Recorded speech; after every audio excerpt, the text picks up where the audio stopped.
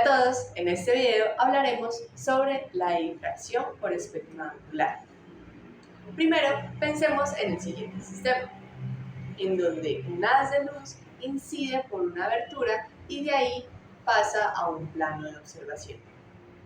Este fenómeno de difracción es descrito por el principio de Huygens-Fresnel, que nos dice que esa abertura por la cual pasa la luz, que además su abertura es lo suficientemente pequeña, o sea, es en comparación a la longitud de onda de la luz incidente, esa abertura se convierte en un emisor de onditas secundarias esféricas y anisotrópicas. Eso de onditas secundarias significa que como tal, por donde se emite esos nuevos frentes de onda, no hay como tal un material, sino que es más una abertura. Ahora bien, esta situación es descrita entonces por la siguiente integral, que es la integral de difracción de Rayleigh-Sommerfeld. Para simplificar la anterior expresión, vamos a considerar algunas aproximaciones. La primera es que la distancia que hay entre la pantalla de observación y el plano en el cual está la abertura va a ser muchísimo más grande a la longitud de onda de la luz que está incidiendo. También vamos a pensar que el factor de oblicuidad que está dado por el coseno es constante. Es decir, que no se van a tener en cuenta los rayos que van a incidir de forma oblicua por la abertura. Por otro lado, la pantalla de observación va a ser finita, es decir, no muy grande. Y por último, como esa pantalla de observación se encuentra tan alejada del plano en el cual está el obstáculo, entonces las ondas que van a llegar a ese plano de observación van a ser con frentes de onda plano. Con estas consideraciones vamos a obtener entonces la siguiente expresión. Ahora bien, teniendo entonces este caso, vamos a pensar en que R' va a ser la distancia de un punto del rayo que incide a un punto en donde se encuentra el campo óptico, que eso es lo que estamos hallando. Ese R' se expresa entonces en términos de la geometría del problema y al final vamos a suponer nuevamente que la distancia que hay entre el plano de observación y el plano de la abertura es muchísimo mayor a la longitud de onda y vamos a tener entonces que los términos de expansión para R' son los siguientes. Luego de haber expandido a R' en términos de la geometría, entonces tomaremos los tres primeros términos de esa expansión y va a ser entonces los términos que nos van a describir el dominio de Fraunhofer, que son para los cuales tenemos el plano de observación mucho más lejos del plano de la abertura. Es así como obtenemos la siguiente integral, que vamos a ver que las coordenadas privadas no dependen dentro de la integral y por tanto pueden salir como constantes. Ahora bien, podemos considerar una función que nos describa la geometría ahora de la abertura, que va a estar definida entonces de la siguiente forma. Una vez tengamos entonces la función que nos describe la abertura, la integral de difracción nos queda de esta forma. Por último, podemos ver que la integral de difracción en el dominio de Fraunhofer es simplemente la transformada de Fourier de la función que nos define la geometría de la abertura. Ahora bien, cabe resaltar que el dominio de Fraunhofer está dado para aproximaciones que no tengan errores muy grandes. Pero ¿cómo definimos esos errores muy grandes? Definimos esos errores muy grandes para los cuales, al tener una distancia muy grande, no tengamos cambios de fase mayores a pi. Para establecer una relación entre el espectro angular y la difracción de Fraunhofer, será necesario introducir el concepto de sistemas lineal. Un sistema lineal consiste en la obtención de una respuesta a partir de una operación aplicada a un estímulo. Estos sistemas son cerrados ante la suma y la multiplicación por escalares. Nuestra función estímulo puede ser descrita como una combinación lineal de funciones elementales. Ahora, cuando se aplica una operación sobre esta función estímulo, se obtiene una respuesta que puede ser descrita como una integral de superposición de funciones elementales, donde nuestro sistema va a estar descrito por la función de respuesta al impulso. Ahora, si este sistema es lineal e invariante y solo depende de la diferencia de sus coordenadas espaciales, entonces podemos describir este sistema o la respuesta de este sistema en términos de una convolución. Ahora, ¿esto para qué nos sirve? Con los sistemas lineales podemos dar solución a la ecuación de onda de Helmholtz. Consideremos un campo de entrada donde nuestro campo óptico está definido por el espectro angular y por las ondas propagantes. También consideremos un campo de salida compuesto de unos pesos y de una distribución en frecuencias. Sin embargo, todavía no hemos propagado el campo. Tenemos un campo de entrada, un campo de salida y ahora ¿cómo se propaga? ¿Qué sabemos? Primero, se debe cumplir la ecuación de Helmholtz.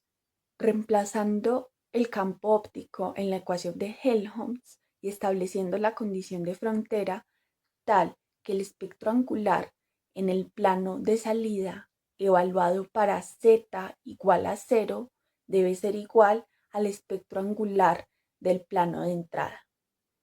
Ahora, una solución elemental para esta ecuación diferencial está dada por la propagación del espectro angular, donde ya tenemos una componente de fase, que es el que permite o define la propagación. En síntesis, podemos dar solución a la ecuación de onda de Helmholtz haciendo uso de sistemas lineales, donde tenemos que considerar planos de entrada y planos de salida, donde el campo óptico que entra va a ser operado por un sistema óptico que se define como un espectro angular que al propagarse sobre el campo de salida toma los patrones de difracción o interferencia. Cabe resaltar que el espectro angular no es una aproximación. Ahora establezcamos qué relación hay entre el espectro angular y la difracción de Fraunhofer.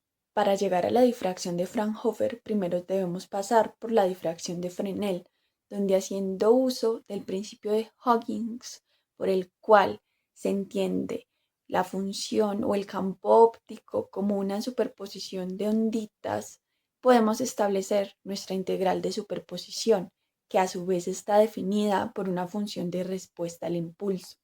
Por la forma que tiene esta expresión, podemos observar que corresponde con un sistema lineal invariante al desplazamiento, de tal forma que puede ser descrito por las propiedades de la transformada de Fourier como una convolución. Ahora tenemos dos representaciones para dar solución a la ecuación de onda de Helmholtz. Tomemos el campo de salida tanto para la representación de la difracción de Fresnel como del espectro angular.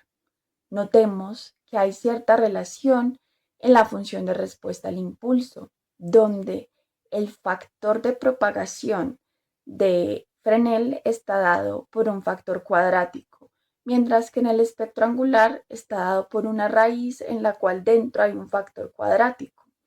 Ahora, si tomamos esta raíz y realizamos una expansión binomial, podemos llegar a la expresión de Fresnel. Aquí sí estamos haciendo una aproximación paraxial donde estamos determinando distancias lejanas y un ángulo relativamente grande respecto al eje óptico. Ahora que ya tenemos una relación entre el espectro angular y la difracción de Fresnel, retomemos nuevamente la difracción de Fresnel. Tomando los términos cuadráticos y expandiéndolos, podemos realizar una nueva aproximación para la cual debemos considerar distancias aún mayores que en la aproximación de Fresnel y aperturas ópticas mayores, mucho mayores al eje óptico. En este caso, ya entramos en el dominio de la difracción de Fraunhofer y de esta manera es posible establecer la difracción de Fraunhofer como una aproximación también del espectro angular. Si nos remontamos al análisis anterior, podemos visualizar que tenemos una relación entre el espectro que se está propagando y el espectro en cero.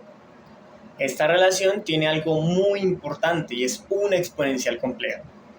Debemos resaltar la raíz que hace parte de esta exponencial compleja y preguntarnos, ¿esta raíz puede ser real? Claro que sí. Alfa cuadrado y beta cuadrado, como los definimos en un principio, son simplemente cosenos directores. Y todo coseno director debe cumplir que tiene que ser menor que 1. Eso lo sabemos. Pero pueden ser una raíz compleja. Increíblemente, sí. Y aquí es cuando tenemos que dejar de ver a alfa cuadrado y a beta cuadrado como cosenos directores. Esto porque no son propiamente cosenos directores, sino son una relación entre la longitud de onda y la frecuencia espacial.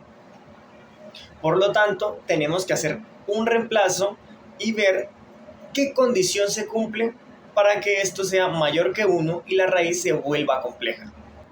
Aquí podemos apreciar qué es lo que le sucede a alfa cuadrado y beta cuadrado cuando lo reemplazamos por la frecuencia espacial y por la longitud de onda.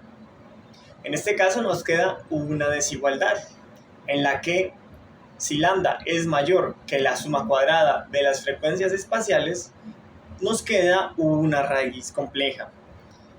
Esto cambia totalmente el juego entre el espectro propagante y el espectro en cero. ¿Por qué?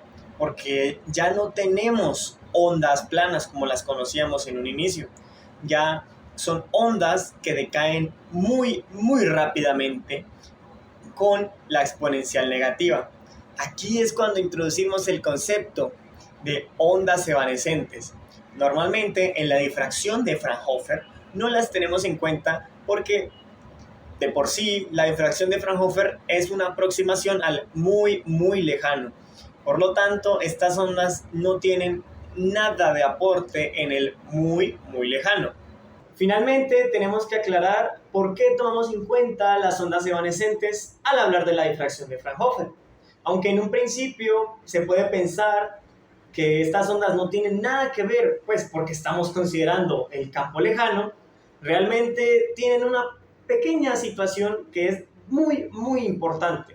Esto es que limitan en banda las frecuencias espaciales que son capaces de propagarse en el campo lejano. Entonces tenemos una muy crítica situación, y es que las ondas evanescentes tienen efectos en el campo lejano. Aquí vamos a poder visualizar un pequeño círculo que nos habla de cómo estamos limitados en banda. Como esto es la suma cuadrada de las frecuencias espaciales en X y en Y, es igual a cualquier cosa, esto nos da que tenemos un círculo. Entonces, todas las frecuencias que estén contenidas dentro de este círculo son aquellas que son capaces de propagarse hasta lo muy lejano. En conclusión, podemos decir que aunque en una primera instancia las ondas evanescentes se apagan, realmente tienen un efecto muy claro y cuantitativo sobre la difracción en el dominio de Fraunhofer.